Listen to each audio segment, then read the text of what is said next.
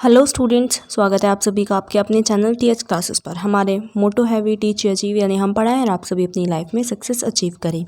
तो लेकर आ गई हूँ क्लास 10th वाले बच्चों के लिए सोशल साइंस के इम्पॉर्टेंट क्वेश्चन आंसर्स, जो कि बिल्कुल इंग्लिश मीडियम में मैं बताने वाली हूँ। हिंदी मीडियम ऑलरेडी अपलोड हो चुके हैं चैप्टर 6 तक। अगर आपने नहीं देखे हैं तो ऑलरेडी आप देख सकते हैं, चैनल पर अपलोड है। इसमें हम इंग्लिश मीडियम वाले बच्चों के लिए देखेंगे चैप्टर 1। ठीक है, इसके कौन कौन से इंपॉर्टेंट क्वेश्चन आंसर्स हैं जो बार बार एग्जाम्स में रिपीट हो रहे हैं सोशल साइंस के। ठीक है, 213 इसका कोड है। तो जैसे ही हमने हिंदी मीडियम के अपलोड किए तो बच्चे बहुत ज़्यादा नाराज़ हो गए, क्योंकि इंग्लिश मीडियम वाले कई दिनों से अपलोड नहीं हो पा रहे थे। तो बिल्कुल टेंशन मत लीजिए, आपके दोनों मीडियम साथ के साथ चलते रहेंगे और दोनों क्लासेस 10th और 12th। ठीक है, तो इसमें हम डिस्कस करेंगे चैप्टर 1 के कौन कौन से ऐसे इंपॉर्टेंट क्वेश्चन विद आंसर्स। ठीक है, तो कौन से ऐसे क्वेश्चन आंसर्स है जो बार बार पूछे जाते हैं। चैप्टर का नाम है एंशिएंट वर्ल्ड। एंशिएंट वर्ल्ड का मतलब, एंशिएंट का मतलब होता है पुराना। ठीक है, पुराना वर्ल्ड जो था वो कैसा था और उसमें क्या क्या चीज़ें हुई, इससे रिलेटेड क्वेश्चंस आपके आने वाले हैं। मैं चैनल की होस्ट हूँ। चलिए स्टार्ट कर लेते हैं हमारी वीडियो को। लेकिन स्टार्ट करने से पहले अगर चैनल पर नए हैं तो सब्सक्राइब ज़रूर कर लीजिएगा, क्योंकि यहाँ से न सिर्फ आपको लेटेस्ट अपडेट्स बल्कि ऐसी हेल्पफुल वीडियोस और साथ ही साथ आपके एग्जाम्स की तैयारी आगे होने वाली है। तो आगे आने वाली सारी हेल्पफुल आपकी वीडियोज़ होने वाली है। तो जल्दी से चैनल को सब्सक्राइब कर देना, बेल आइकॉन को प्रेस कर देना और वीडियो को शेयर करना ना भूलें, लाइक ज़रूर कर दीजिएगा साथ के साथ। ठीक है, चलिए तो एंशिएंट वर्ल्ड के जो इंपॉर्टेंट क्वेश्चन आंसर्स है वो देख लेते हैं। इसमें मैं आपको बताने वाली हूँ 2 मार्क्स के क्वेश्चन, जो कि कई बार 1 मार्क में एमसीक्यू की फॉर्म में भी पूछ ले जाते हैं। उसके बाद हम देखेंगे 4 से 6 नंबर वाले क्वेश्चन एंड एट लास्ट हम देखने वाले हैं 8 से 10 नंबर वाले क्वेश्चन कौन कौन से हैं जो बार बार पूछे जाते हैं। ठीक है, अगर आपको इसका पीडीएफ चाहिए तो लास्ट तक ज़रूर देखिएगा। पीडीएफ के लिए भी मैं आपको बता दूंगी कैसे आपको मिलने वाला है। फर्स्ट क्वेश्चन देख लेते हैं, जो कि आपका 2 मार्क्स में है। ठीक है, तो फर्स्ट क्वेश्चन है आपका, what is the latest state of humans. तो अभी जो है इसमें हमें बताना है कि ह्यूमंस की जो लेटेस्ट स्टेट है, लेटेस्ट अवस्था है, वो कौन सी है। आंसर हो जाएगा होमो सेपियंस। तो आपका अगर ये क्वेश्चन आए तो आप होमो सेपियंस इसका आंसर लिखेंगे। क्वेश्चन नंबर 2 है, नेम द इजिप्शियन स्क्रिप्ट। तो आंसर हो जाएगा हायरेटिक और हायरोलॉजी फिजिक राइटिंग। ठीक है, तो आप ये लिखेंगे। उसके बाद थर्ड क्वेश्चन है, ये भी आपका 2 नंबर में है, विच religion did Ashoka embrace after the Kalinga war. यानी कलिंग युद्ध जब हुआ तो अशोक ने कौन सा रिलीजन, कौन सा धर्म अपना लिया था उसके बाद। आंसर इसका है बुद्धिज्म, यानी बुद्ध धर्म। ठीक है, बौद्ध धर्म, ये आपका 2 नंबर में है। उसके बाद कई बार ये जो क्वेश्चन है ये जो है ये एमसीक्यू के फॉर्म में भी पूछ ले जाते हैं, तो आप इनको ज़रा सा ध्यान से पढ़िएगा। क्वेश्चन नंबर 4 है, what was the first metal used by human beings. यानी इंसानों ने सबसे पहले कौन सा मेटल यूज़ करना स्टार्ट किया था। तो आंसर हो जाएगा कॉपर। ठीक है, उसके बाद 5th क्वेश्चन है, वेयर इज़ रोम सेटअप। यानी रोम जो है वो कहाँ पर है। आंसर है river Tiber in central Italy. यानी सेंट्रल इटली में रिवर टाइबर के पास। ठीक है, उसके बाद क्वेश्चन नंबर 6 है, 2 मार्क्स में, name the cultures based on both stone and copper. यानी ऐसा कौन सा कल्चर है जो कि स्टोन और कॉपर दोनों से मिलके बनता है। आंसर नंबर 6 है इसका आंसर है chalcolithic culture, also called as bronze age. या फिर आप ये लिख लीजिए या फिर आप ये लिख लीजिए, आंसर दोनों है इसके। इसको हम ब्रोंज एज के नाम से भी जानते हैं। क्वेश्चन नंबर 7 अगेन 2 नंबर का है, name the rivers between which the Mesopotamian civilisation was found. यानी मेसोपोटामिया जो सिविलाइजेशन है वो कौन सी 2 नदियों के बीच में थी। तो आंसर हो जाएगा बिटवीन टाइग्रिस एंड यूफ्रेट्स। यानी इस नदियों के बीच में ये दोनों सिविलाइजेशन थी। ठीक है, क्वेश्चन नंबर 8 है, name at least 4 sites of the Harappa civilisation situated in India. यानी हड़प्पा सिविलाइजेशन जो कि इंडिया में है उसकी कम से कम हमें 4 ऐसी साइट्स बतानी है जो मिली थी। आंसर नंबर 8 है, देख लीजिए, हड़प्पा सबसे पहली तो। ठीक है, मोहनजोदारो, बनावली एंड धोलावीरा, ये जो है ये साइट्स हमें मिली थी। उसके बाद question number 9, what were the main occupations of the people in the later Vedic period. यानी लेटर वैदिक पीरियड में उनका क्या ऑक्यूपेशन था, क्या वो लोग काम करते थे। आंसर नंबर हो जाएगा 9, एग्रीकल्चर एंड क्राफ्ट। यानी कृषि, खेती बाड़ी और क्राफ्ट का काम वो लोग करा करते थे। 4 to 6 मार्क्स वाले क्वेश्चन आते हैं। अब यहाँ पर आपके 2 मार्क्स वाले क्वेश्चन जो है वो ख़त्म हो रहे हैं। 4 to 6 मार्क्स वाले भी इंपॉर्टेंट है, देख लेते हैं। क्वेश्चन नंबर 10 है, how and when did Roman empire divided, यानी रोमन एम्पायर जो था वो कब डिवाइड हुआ। तो आंसर इसका पूरा ये हो जाएगा। आंसर है Rome was a republic strong and influential leaders for power. Julius Caesar was one such leader who got enormous power and became a dictator. In 44 BC, Caesar was murdered and a civil war broke out. यानी यहाँ पर बताया गया है कि रोम जो है वो एक रिपब्लिक स्ट्रॉन्ग इन्फ्लुएंशियल लीडर है जिसने कि पावर के लिए लड़ाई करी, ठीक है। उसके बाद जूलियस सीजर जो था वो उनका बहुत अच्छा और काबिल जो था शासक था। उसके बाद 44 में जो है इसका जो मतलब इसको मार दिया गया, क्योंकि अगर काबिल बंदा है तो उसको उसके दुश्मन भी बहुत ज़्यादा हो जाते, तो इसको मर्डर कर दिया गया था। उसके बाद एक जो है सिविल वॉर यानी गृह युद्ध छिड़ गया, कहाँ पर, रोम में, ठीक है। At its peak the Roman empire stretched from Mesopotamia in the east to Gaul and Britain in the west. The Roman empire was divided into several provinces each ruled by a governor, यानी यहाँ पर जो है divide हो गया था Roman empire provinces में, जो कि गवर्नर जो था उनके नीचे आते थे, ये सारे गवर्नर इन पे रूल करता था।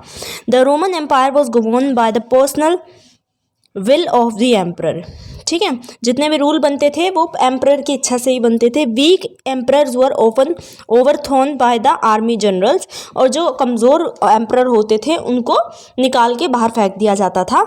By 395 AC the huge Roman empire was divided into 2 halves for better governance.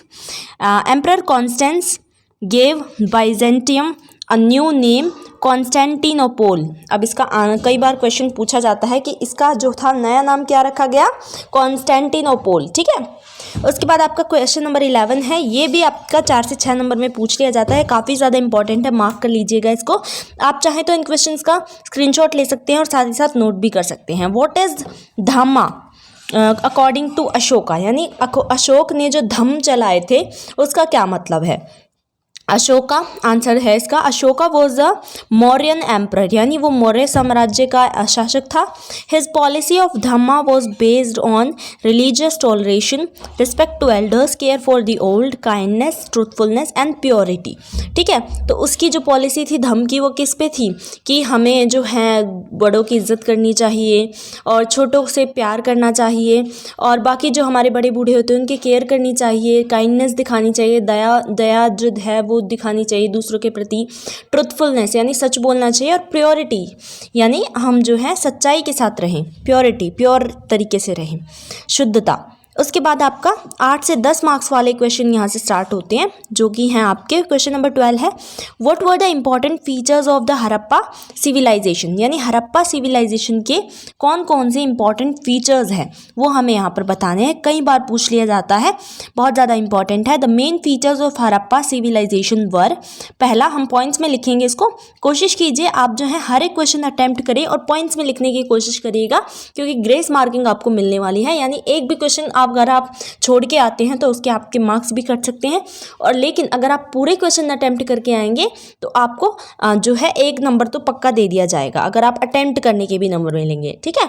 तो इसका जो है पॉइंट 1 है town planning. The people lived in well planned cities, यानी जो पीपल थे, जो लोग थे, वो काफ़ी ज़्यादा जो है प्लान सिटीज़ में रहते थे, नियोजित सिटीज़ में रहते थे। A general feature of the cities was the presence of a fortified citadel which housed public buildings. The cities had wide roads which cut each other at the right. The houses were brick built and most of these were 2-storied.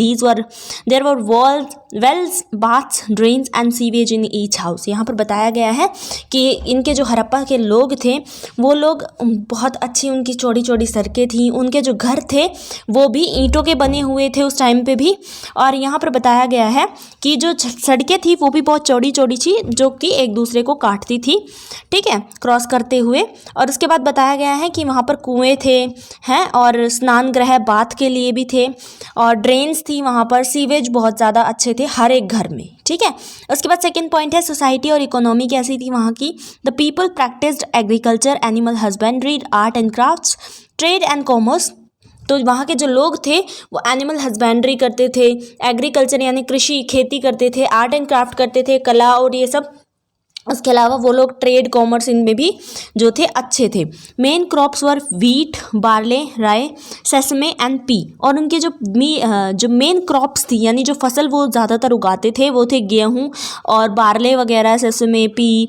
Evidence of rice has been found at Lothal and Rangpur. ठीक है, जो rice है ये, ठीक है, RICE, वो लिखने में थोड़ी मिस्टेक हो गई है। राइस जो थे उनके एविडेंस मिलते हैं कि उन्होंने लोथल और रंगपुर में ये जो राइस है वो उगाए हुए हैं। इससे भी क्वेश्चन बन जाता है 1 मार्क में। Furrow marks found at Kalibangan show that ploughing here was known to them, यानी उनको जो है खेती अच्छी से तरह करनी आती थी। Sicles were used for harvesting, various forms of irrigation were practised, cotton was a known product. यहाँ पर जो है ये लोग कॉटन को भी जानते थे, रुई को भी जानते थे। Animals like cows, goat, sheep, humped bulls, dogs, cats, camels and donkeys were domesticated. ठीक है, तो इन लोगों ने जो है इन एनिमल्स को पालना भी शुरू कर दिया था। The people consumed cereals, fish, meat, milk, egg and fruit. ठीक है, तो ये लोग जो थे वो फिश खाते थे, मीट खाते थे, एग्स खाने लग गए थे, मिल्क और फ्रूट, ये सारी चीज़ें ये लोग खाते थे। Tools and weapons made from copper and bronze were mostly use, यानी वो चीज़ें, वो औजार ये लोग यूज़ करते थे जो ज़्यादातर कॉपर के या तांबे के कह सकते हैं हम, और ब्रॉन्ज के बने होते थे। ठीक है, कांसे के बने होते थे। उसके बाद है आपका थर्ड पॉइंट, इसी का है, रिलीजन एंड कल्चर इनका कैसा था। The cult of mother goddess seems to have been very popular among them, यानी यहाँ पर जो है एक मातृ देवी की मूर्तियाँ मिली हैं। Many figurines of mother goddess have been found, और इनकी काफ़ी ज़्यादा मूर्तियाँ यहाँ पर मिलती हैं। One male deity has also been found at Mohenjodaro which has been called the prototype of lord Shiva, यानी यहाँ पर भगवान शिव जैसे भी एक मूर्ति दिखाई देती है एक मेल की। This deity is represented in a seal setting in a yogic posture and surrounded by animals। और ये जो डाइटी है यानी ये जो मूर्ति है वो ऐसी लगती है जैसे एक योगा के पोस्चर में बैठी हुई है और एक जो है बहुत सारे एनिमल्स से घिरी हुई है। ठीक है, उसके बाद आपका है फोर्थ पॉइंट, टेक्निकल स्किल्स इनकी कैसी थी। They had also acquired highest levels of technical skill, they had knowledge of urban engineering, weights and measures, health and hygiene, they also knew how to write, they used a script which has not yet been deciphered। यानी ये लोग क्या करते थे, इनके पास काफ़ी अच्छी technical skills थी, इनके पास है अर्बन इंजीनियरिंग की नॉलेज थी, वेट और मेज़र यानी मापना, तोलना, मापना, इनकी भी नॉलेज थी इनके पास, हेल्थ की भी इनके पास नॉलेज थी, हाइजीन, ये लोग बहुत ज़्यादा साफ सुथरे रहते थे, और इसके अलावा इनको लिखने का यानी लिखने की कला भी इनको पता थी। इसके अलावा ये लोग एक स्क्रिप्ट यानी लिपि से लिखते थे, जो कि अभी तक हमें नहीं पता है कि वो कौन सी लिपि थी। ठीक है, तो यहाँ पर आपको 12th क्वेश्चन एंड हो रहा है। नेक्स्ट आपका 13th क्वेश्चन है जो कि आपका 8 से 10 नंबर में कई बार पूछ लिया जाता है। Write a short note on India's contribution to the world civilisation, यानी हमें यहाँ पर बताना है इंडियाज़ कॉन्ट्रीब्यूशन, इंडिया भारत का क्या कॉन्ट्रीब्यूशन रहा वर्ल्ड सिविलाइजेशन में। ठीक है, आंसर देख लीजिए इसका। India has a very important place in world civilisation, यानी भारत का बहुत ज़्यादा इंपॉर्टेंट प्लेस है वर्ल्ड सिविलाइजेशन में। As an early Greece and Rome, in India also some kind of democratic and republican form of government existed in ancient times, यानी Greece और Rome की तरह भी इंडिया में डेमोक्रेसी और रिपब्लिकन जो है एक फॉर्म थी गवर्नमेंट की उस टाइम पे भी, एंशियंट टाइम पे भी, पुराने टाइम पे भी। We also made tremendous progress in philosophy and various branches of science, और हमने कई ज़्यादा तरक्की कर ली थी फिलॉसफी में या फिर विज्ञान में। India contribution to the field of mathematics, astronomy, chemistry और metallurgy and medicine is worth mentioning, और हमारी जो कंट्रीब्यूशन है वो मैथमेटिक्स में देखी जा सकती है। आर्यभट्ट को आप सभी जानते हैं। Aryabhata and Varahamihira were famous mathematicians, astronomers. ठीक है, तो यहाँ पर बताया गया है आर्यभट्ट और वराहमिहिर जो थे एक बहुत अच्छे मैथमेटिशियंस थे और एस्ट्रोनॉमर थे। ठीक है, ये इंडिया के ही थे। The ancient Indians also showed great skill in art, architecture, painting and sculpture. ठीक है, इन्होंने हमारे जो पुराने इंडियंस थे उन्होंने भी काफ़ी ज़्यादा अच्छी स्किल दिखाई है आर्ट्स में, आर्किटेक्चर में, पेंटिंग में, स्कल्पचर में। Many great centres of learning were developed in ancient India like Takshashila, Nalanda, Vikramashila, Vallabhi, Kashi and Kanchi. Which imparted education to both Indian and foreign students. यानी यहाँ पर अभी भी काफ़ी ज़्यादा अच्छी जो है यूनिवर्सिटीज़ खुली, सेंटर्स खुले लर्निंग के लिए, जिनमें से कई तो यहाँ पर बताए गए हैं, जैसे तक्षशिला में, नालंदा में और विक्रमशिला में, वल्लभी, कांची, जहाँ पर आज भी जो फॉरेन के स्टूडेंट्स हैं वो भी पढ़ते हैं और इंडियन स्टूडेंट्स भी पढ़ते हैं। ठीक है, तो यहाँ पर आपके जो इंपॉर्टेंट क्वेश्चन आंसर वो हैं कंप्लीट। आई होप इस वीडियो से आपकी हेल्प हो और आपको सभी क्वेश्चन समझ में आ जाएं। और अभी भी आपका कोई डाउट हो तो प्लीज़ मुझे कमेंट करके ज़रूर बताइएगा। I would love to solve all your doubts. Video अगर पसंद आई हो तो लाइक ज़रूर करिएगा, शेयर ज़रूर कर दीजिएगा अपने सभी साथियों के साथ। और चैनल पर नए हैं, अभी तक सब्सक्राइब नहीं किया है, जल्दी से सब्सक्राइब कर दो TH क्लासेस को।